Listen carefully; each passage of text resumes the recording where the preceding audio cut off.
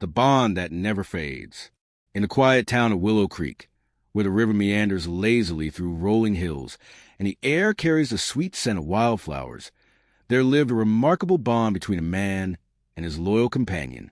Max, a 5-year-old German shepherd with intelligent amber eyes and a coat that shimmered like autumn leaves in the sun, had been inseparable from his owner, David Thompson, since he was just a puppy.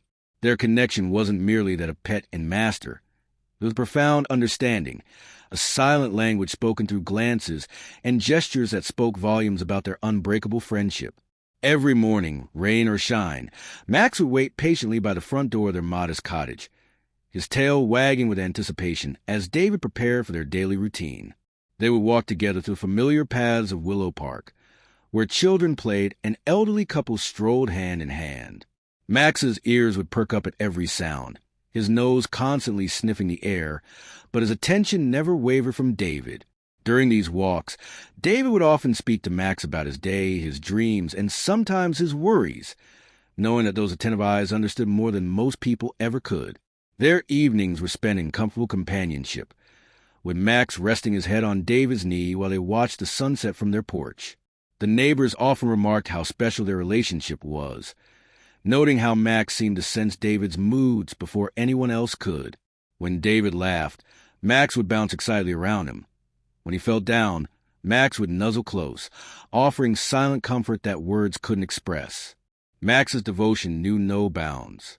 He learned to fetch David's slippers without being asked, to alert him when someone approached the house, and even to recognize the sound of David's car engine from blocks away.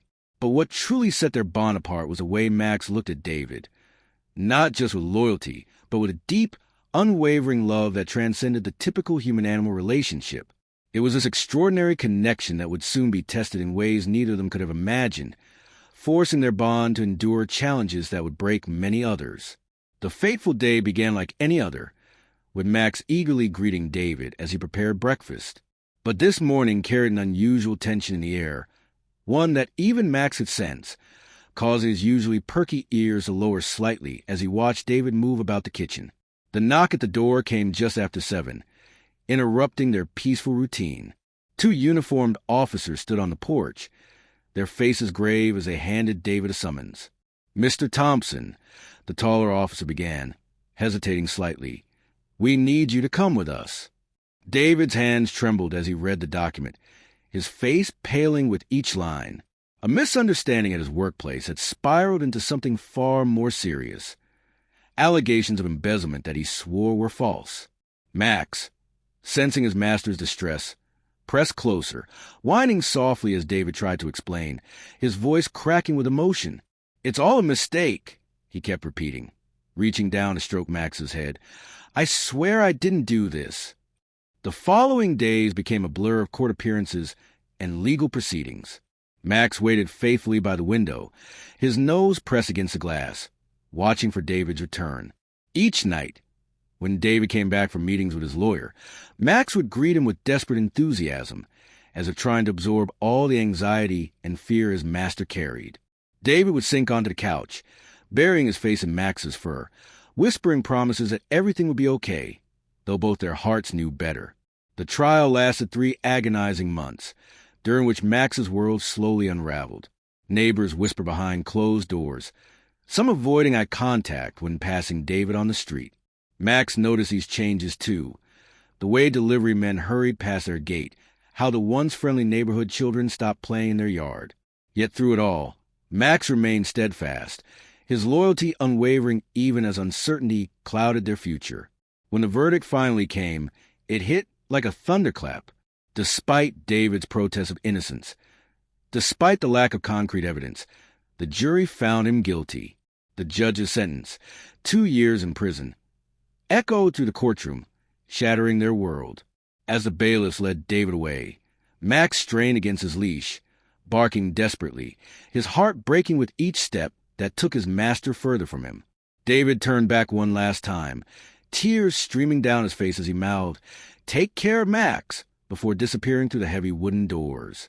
The silence that followed was deafening. Max sat motionless in the empty courtroom long after everyone had left, his eyes fixed on the spot where David had vanished. The reality of separation settled over him like a heavy blanket, yet deep within his canine heart burned a fierce determination. He would wait for David, no matter how long it took. The first few weeks without David were unbearable for Max. He refused to eat anything but David's favorite brand of dog food, pushing away the bowls of treats and new food brands that Mrs. Henderson, their kind neighbor, brought over. During those endless nights, he would pace the house, his nails clicking against the wooden floors as he searched every room, hoping against hope to find his master. The emptiness of the cottage seemed to grow larger with each passing day, the silence broken only by Max's mournful whines. Mrs. Henderson visited regularly, trying her best to comfort the distraught animal. She would sit on the floor beside him, gently stroking his fur while telling him stories about David, how brave he was, how much he loved Max.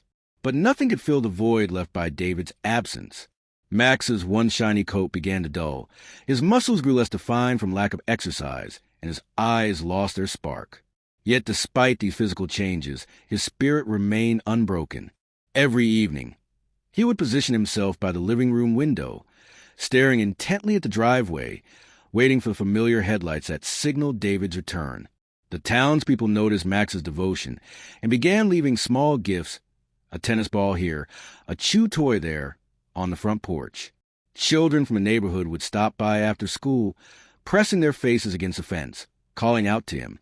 But Max showed little interest in these gestures, his focus singular and unwavering. Even when Mrs. Henderson suggested taking him for walks, Max would pull toward home, unwilling to venture far from the spot where he expected David to appear. Winter came early that year, blanketing Willow Creek in a thick layer of snow. While other dogs frolicked in the white powder, Max remained by the window, his breath fogging the glass as he maintained his vigil. Mrs. Henderson worried about his health, consulting veterinarians who suggested various treatments and medications to help him cope with separation anxiety. But Max rejected them all, his body instinctively knowing that nothing could heal the ache in his heart except David's return. As Christmas approached, the loneliness intensified. The twinkling lights that decorated homes throughout the neighborhood only emphasized the darkness that had settled over David and Max's cottage. On Christmas Eve, Mrs. Henderson found Max lying in David's favorite armchair, surrounded by photographs of their happy times together. Tears welled in her eyes as she watched him carefully arrange the pictures with his nose, creating a shrine to the memories they shared. She realized then that Max wasn't just waiting for David. He was preserving their life together, refusing to let their bond fade even in David's absence. Despite the community's efforts to provide comfort, Max's routine remained unchanged. Each day began with him checking David's bedroom, sniffing the clothes left behind, before settling into his post by the window. He marked time not by clocks or calendars, but by the changing seasons outside, the melting snow giving way to spring blossoms, the summer heat making the window glass warm beneath his paws. Through it all, his faith never wavered. David would come back. Max knew this with absolute certainty, holding on to that belief like a lifeline to the darkest days of separation. As spring returned to Willow Creek, bringing with it longer days and warmer temperatures, Max's vigil took on a new dimension. The local newspaper published a story about his unwavering devotion, capturing the hearts of readers across the region. Strangers began visiting the cottage, drawn by the tale of loyalty that transcended species. Some left flowers by the gate. Others wrote letters expressing their admiration for Max's faithfulness. These visitors brought temporary distraction, but Max's focus always returned to the driveway, his ears perking up at every approaching vehicle. Mrs. Henderson, now officially appointed as Max's caretaker during David's absence, organized regular visits from volunteers who would sit with him and share stories about faithful animals throughout history. One Saturday afternoon, a group of children gathered in the yard, performing a small play they had written about Max's dedication. Though Max watched with mild interest, his eyes kept drifting to the road, searching for the familiar silhouette of David's figure. During these months, Max developed a unique relationship with the neighborhood wildlife. Squirrels that once fled at his approach now ventured close, seemingly recognizing his gentle nature. Birds would perch on the fence posts surrounding the property, chirping melodies that seemed to harmonize with Max's soft whimpers. This unexpected companionship provided brief moments of solace, though it never replaced the presence of his beloved master. The most challenging days came when storms rolled through Willow Creek. During these times, Max would become particularly restless, pacing the house and whimpering softly. Mrs. Henderson discovered that playing recordings of David's voice, messages he had sent from prison, helped calm Max during these anxious periods. The sound of David's voice, even through speakers, seemed to anchor Max, reminding him of their unbreakable bond. Summer arrived, bringing with it the annual Willow Creek Community Fair. Despite Mrs. Henderson's concerns about Max's emotional state, she decided to enter him in the most loyal companion category. The day of the fair, Max walked proudly beside her, his head held high as they approached the registration booth. Though he showed polite interest in the other animals and participants, his eyes continually scanned the crowd, searching for David among the sea of unfamiliar faces. The judges were visibly moved by Max's story, but more so by his behavior during the evaluation. When asked to perform simple tasks, Max completed them with precision, his movements filled with purpose rather than mere obedience. When presented with tempting treats and distractions, he remained focused, his attention never wavering from Mrs. Henderson, perhaps seeing in her a temporary link to David. The audience erupted in applause when Max was announced a winner, but his tail wagged not for the trophy or recognition. His reward came later that evening, when Mrs. Henderson read him another letter from David, promising his imminent return.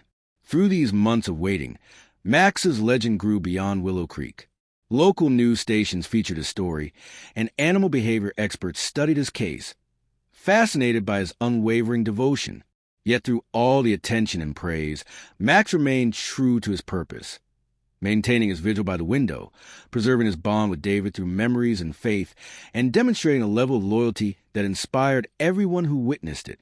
In the cramped confines of Willow Creek Correctional Facility, David faced his own battle against despair. The sterile environment, with its harsh fluorescent lighting and echoing corridors, offered little comfort to a man whose heart remained tethered to his four-legged companion. During the first few months of his sentence, sleep eluded him as images of Max haunted his dreams. The way his ears would perk up at the sound of approaching footsteps, the joyful bark that greeted David each morning, the comforting weight of Max's head on his lap during quiet evenings. Letters became David's lifeline, though writing them was both painful and cathartic. He would sit at the small metal desk in his cell, pen poised above paper, struggling to find words that could adequately convey his feelings.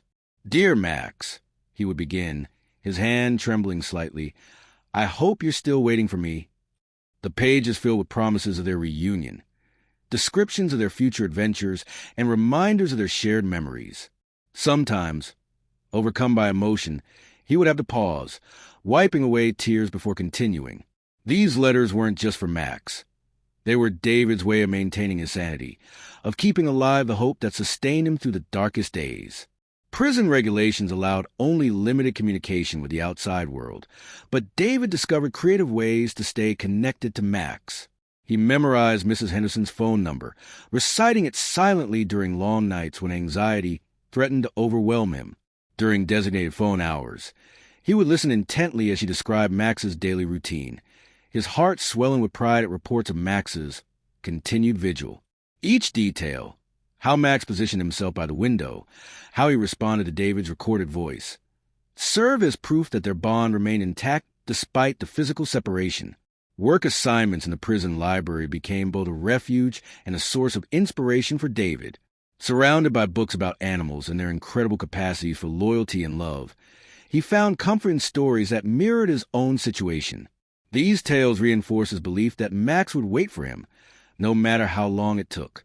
During breaks, he would sketch pictures of Max, recreating memories of their walks in Willow Park and their quiet moments on the porch. Other inmates, touched by his devotion, would gather around to hear stories about Max, finding in their bond a reminder of the connections they themselves had left behind. The passage of time in prison felt different from anything David had experienced before. Days blurred together in a monotonous cycle of routines, yet each milestone brought him closer to freedom. He marked these occasions not with traditional celebrations, but with letters to Max. "Today marks 6 months," he wrote in neat block letters. "Only 18 more to go." These calculations became a form of meditation, helping him maintain perspective during difficult moments. Visitation days were particularly challenging. Watching other prisoners embrace their families through thick glass barriers stirred complex emotions in David. While he appreciated Mrs. Henderson's regular visits and updates about Max, he couldn't help but envy those who could physically touch their loved ones. During these sessions, he would press his palm against a glass, imagining it was Max's warm fur beneath his fingers. The ache of separation grew sharper with each visit, yet also strengthened his resolve to make their eventual reunion worth the wait. David's fellow inmates, witnessing his unwavering devotion to Max, began treating him with a special respect. They saved scraps of paper for his letters, shared stories of their own pets, and occasionally slipped him extra portions of meat from the cafeteria. "For when you get back to your boy," they would say with knowing smiles. This camaraderie, born from shared understanding of love and loss, helped David navigate the psychological challenges of incarceration. Yet through it all, his thoughts always returned to Max, wondering how his loyal companion was coping with their separation and counting down the days until they could be together again. As winter gave way to spring for the second time since David's imprisonment, Max's behavior began to change subtly. His once restless pacing transformed into purposeful movements, as if he sensed that their separation was nearing its end. Each morning, he would stand by the window with renewed energy, his tail wagging more frequently, his ears perking up at every distant sound. Mrs. Henderson noticed how Max's appetite improved, how his coat regained its former luster, and how his eyes sparkled with anticipation rather than longing. The final month was particularly trying for both Max and David.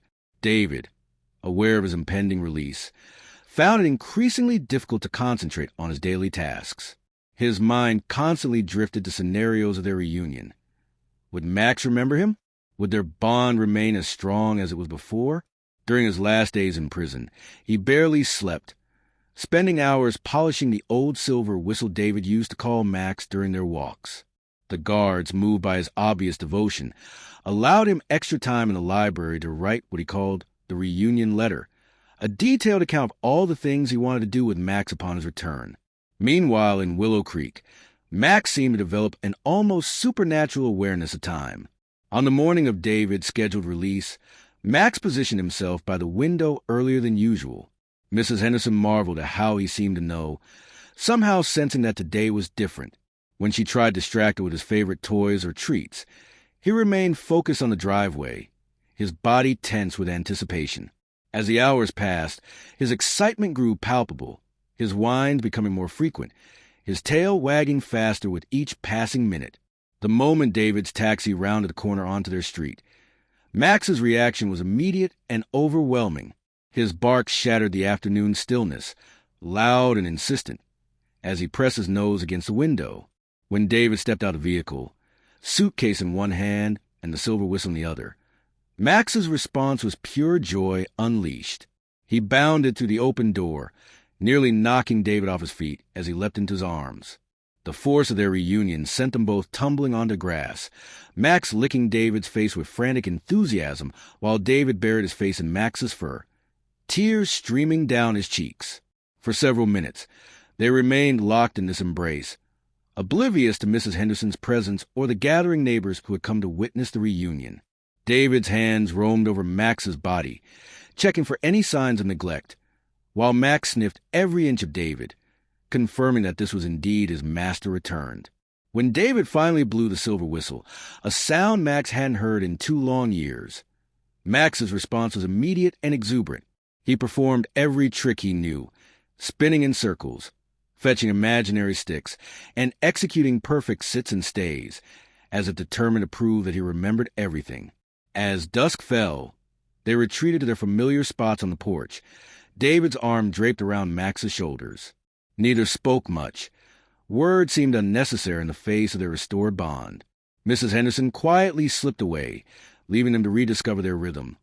The subtle cues, the shared silences, the perfect understanding that had survived 2 years of separation. In that moment, as the setting sun bathed them in golden light, it became clear that their connection had not merely endured. It had grown stronger through adversity, emerging more profound and precious than ever before. The story of David and Max spread far beyond Willow Creek. touching hearts and inspiring countless others with its demonstration of unconditional love and loyalty. Local newspapers published follow-up articles detailing their reunion, while national media outlets picked up the story, featuring interviews with both David and Mrs. Henderson. Animal behavior experts studied their case, noting how Max's unwavering devotion challenged conventional understanding of canine cognition and emotional capacity. Veterinary schools incorporated their story into curriculum discussions about animal psychology and the depth of interspecies bonds. Within the community, Max's faithfulness sparked a movement of compassion and understanding. The annual Willow Creek Community Fair established the Max Award for Extraordinary Animal Loyalty, drawing entries from across the country. Schools implemented programs teaching children about responsibility and the importance of commitment in relationships, using Max and David's story as a central example. Local businesses created a fund to support families facing temporary separations due to military deployment or medical emergencies, ensuring that pets could remain in stable environments while awaiting their owner's return. David himself emerged from the experience transformed, dedicating his life to advocating for both human and animal welfare. He established the Unbroken Bond Foundation, providing resources for pet owners facing legal troubles and working to reform policies that separated animals from their families during incarceration. His personal journey through the justice system gave him unique insight into challenges faced by others in similar situations, and he became a vocal advocate for rehabilitation and second chances. Perhaps the most profound impact lay in the countless individual lives touched by their story. Families reevaluated their relationships with their pets, recognizing them not just as animals, but as sentient beings capable of deep emotional connections. Pet adoption rates increased as people sought to experience the kind of unconditional love Max demonstrated. Shelters reported fewer animals being surrendered, as owners became more committed to maintaining their bonds through difficult times. The moral lesson woven through their story resonated deeply with all who heard it. True loyalty knows no boundaries, whether of species, time, or circumstance. Max's 2-year vigil taught humanity about the power of unwavering faith and the strength found in unconditional love. It reminded people that our connections, with humans and animals alike, define us, shape us, and sustain us through life's greatest challenges. Most importantly, it demonstrated that while circumstances may separate us temporarily, genuine bonds can withstand even the harshest tests of time and distance. Today, visitors to Willow Creek can see a bronze statue of Max sitting patiently by a window, erected in the town square as a testament to enduring devotion. Beneath it, a plaque reads, "In memory of Max, whose loyalty reminds us that love conquers all obstacles, and whose faith teaches us that true bonds are eternal." The legacy of David and Max continues to inspire, serving as a beacon of hope and a reminder of the profound connections possible between humans and animals, connections that enrich our lives and elevate our understanding of love and loyalty.